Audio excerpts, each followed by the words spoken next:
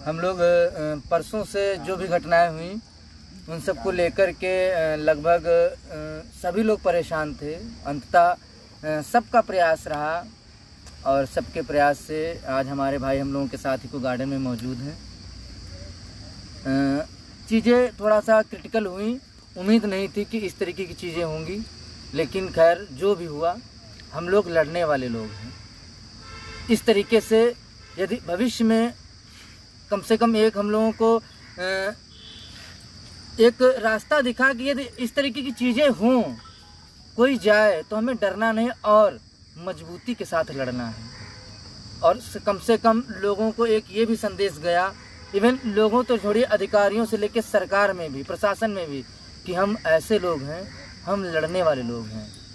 आपने अभी तक के केवल जेल के नाम से डराया था, आज आपने करके दिखा लिया, लेकिन हमारे हौसलों को आप नहीं तोड़ पाए। हमारे भाई जेल जरूर गए, वो आ भी गए, लेकिन आप हौसले हमारे उससे कहीं ज़्यादा बुलंद हो गए हैं, तो हम लोग अब डरने वाले नहीं हैं। मैं धन्यवाद उन सभी बहनों का, भाइयों का तहे दिल से आभार प्रकट करूंगा, धन्यवाद दूंगा जिन लोगों ने इस लड़ाई में, चाहे वो धरने के तौर पे रही हो, चाहे जो हमारे भाई गए उनका छुड़वाने के लिए चाहे उन्होंने सिंगल ट्वीट किया हो, उन सभी को मैं धन्यवाद ज्ञापित करता हूं। और मैं आप लोगों से उम्मीद करता हूं कि आप लोग विश्वास बनाए रखिएगा हम लोगों की टीम पे। हम लोग वो लोग हैं जो अपनी नियुक्ति से लेके आप लोगों की नियुक्ति के लिए जेल से, जहाँ जिस तरीके, जेल बहुत छोटी चीज़ है, यदि आप लोगों का जहाँ पे पसीना बहेगा वहाँ पे हम लोग अपनी टीम का खून बहाने के लिए तैयार हुए बैठे हैं। तो उम्मीद करते हैं आप लोग भविष्य में जो भी प्लान हम लोगों के बनते हैं, बढ़ चढ़ कर हिस्सा लीजिए। आपसे पहले हम लोग हर एक उस स्थिति से गुजरने के लिए तैयार बैठेंगे जहाँ पर आपके लिए समस्याएं क्रिएट होंगी। बाकी बहुत सारी चीज़ें कल और भी गतिविधियाँ हुई, खास करके मैं धन्यवाद दूंगा ऐसी बहनें जैसे कि रमा दीदी हो गई, वैशाली दीदी हो गई, और भी बहनें हैं, माधुरी दीदी हो गई, जितने लोग हैं, इसके अलावा शान बहन, शान बड़ी बहन, रीना यादव, बाकी हमारे मित्र, चाहे वो वीर भाई रहे हों, मयंक यादव रहे हों, अमित भाई रहे हों, डैरन गंगा, और जो हाँ अवनीश भाई, खास करके डैरन गंगा और अवनीश भाई का बहुत ज़्यादा आभार, क्योंकि सारा दारोमदार आप लोगों के ऊपर ही था। और यहाँ पर मुकेश तो पिछले 2 दिनों से जिस स्तर से उनकी कंडीशन, स्वास्थ्य स्तर गिर रहा था लगातार उनका, हम लोग पहली बात तो अपने भाइयों से परेशान थे कि वो लोग कैसे छूटते। दूसरी परेशानी टीम की ये भी थी कि जिस तरीके से मुकेश भाई का जो है स्वास्थ्य में जिस तरीके से निरंतर गिरावट आ रही थी, एक बड़ा चिंता का हम लोगों के विषय बना। लेकिन खैर अब स्वास्थ्य में उनकी भी सुधार हो रहा है। ईश्वर की भी कृपा रही कि हमारे भाई भी छूट के आए और इधर मुकेश भाई भी ठीक हो गए। और इसके अलावा भी कल बहुत सारी गतिविधियां अन्य भी हुई। तो देखिए, शायद अवसर को आपदा को अवसर में न तब्दील किया जाए।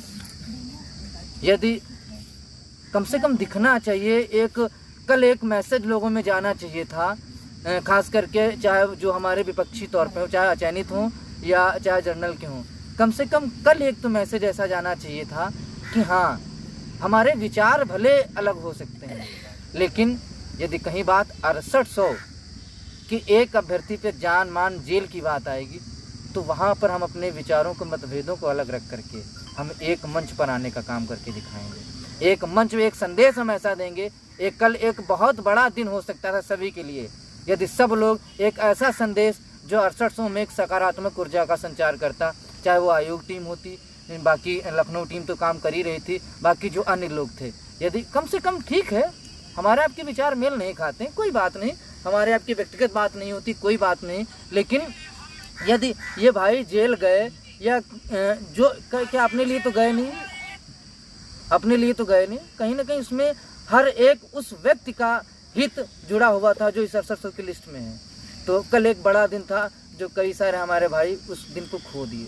एक संदेश आप दे करके जाते कि हाँ, हमारे वैचारिक मतभेद हैं, लेकिन जब बात हितों की होगी तो वहाँ पर हम एक मंच पे आके खड़े दिखेंगे, एक मजबूती के साथ खड़े दिखेंगे। हम आपस में बोले, बातचीत करें ना करें, लेकिन यदि सोचे विरोधी इसका फ़ायदा उठा ले तो ये कतई संभव नहीं है। उम्मीद करते हैं शायद इस वीडियो से कुछ समझेंगे, संदेश उन तक के पहुँचेगा, और शायद ये थोड़ी सी भी मानवता जिंदा होगी यदि थोड़ी सी भर्ती की भूख होगी, नियुक्ति की चाह होगी, तो उम्मीद करते हैं कि शायद कुछ सोचें, विचार करें। और देख लीजिए कि ये बहनें हमारी हैं, क्या सोचते तो नहीं आती, कोई बात नहीं थी कि कुछ जबरदस्ती नहीं, लेकिन कहीं ना कहीं जुनून था कि हमारे भाई आ रहे हैं जो हमारी नियुक्ति के लिए जेल गए थे। तो यदि उनके, ऐसा नहीं कि लोग सोशल मीडिया पे ये भी बना रहे हैं कि अरे उनको ऐसा इनका स्वागत करके उनको और बढ़ावा दिया जा रहा है, उनको नेता बन, ऐसा नहीं है। ये एक ऐसा माध्यम था जिसके माध्यम से हम एक संदेश देना चाहते थे हम उन भाइयों के लिए जो जेल गए थे कि आप अकेले नहीं, जिस दिन से आप जेल गए हम आपके इंतजार में आप आए हुए हैं। ऐसा नहीं, नेता यहाँ पे अपने अपने सब में है, लेकिन कहीं ना कहीं एक व्यक्ति जरूर आगे होता है, उसके पीछे जनता चलती है।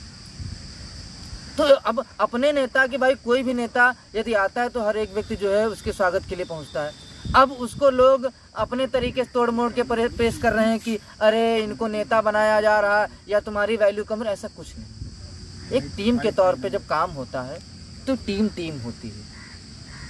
जब एक टीम बनती क्या है कि सबके विचारों को लेकर के कोई रणनीति तैयार की जाती है। उस टीम में से यदि हमारे कुछ भाई संघर्ष किए और उनके साथ अनियमितता हुई और वो जेल गए, तो कहीं ना कहीं हम लोगों को भी धर्म बनता था। और जहाँ तक कि मुझे पता है, हमने और हमारे जितने भाई हैं जिनका मैंने नाम लिया था, अपनी 100% दिया, चाहे वो जिन्होंने एक सिंगल ट्वीट भी किया हो, सब ने 100% दिया। आज उन्हीं की रिहाई हुई और उनके स्वागत के लिए हम लोग इको गार्डन में मौजूद हैं।